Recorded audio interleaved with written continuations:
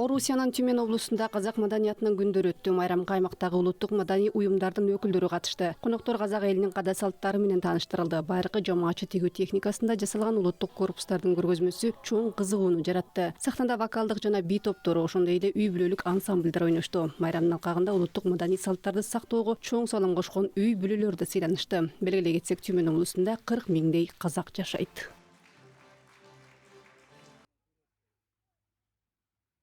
Өзіміздің салтымызды, дәстүрімізді көрсетейік деп. Биз бул жерге өзүбүздүн када салттарыбызды, үрп-адаттарыбызды, улуттук бийлерибизди көрсөтүп, күү, домбурадан кандай үндөр чыгаарын көрсөтүү үчүн чогулуп келдик. Күйлөрүн көрсөтөт. Қазақ тілін игереміз, оқимыз, балалар да, үлкендер де оқиды. Казак тилинде окуп, ой жүгүртөбүз. Бизде балдар да, чоңдор да окушат. Бул жерде жашаган казак үй бүлөлөрү бардык салттарды сакташат. Биз дагы казак оюндарын өткөрөбүз. Казактын улуттук майрамдарын уюштурабыз. Бул үчүн атайын боз үй тигип жатабыз.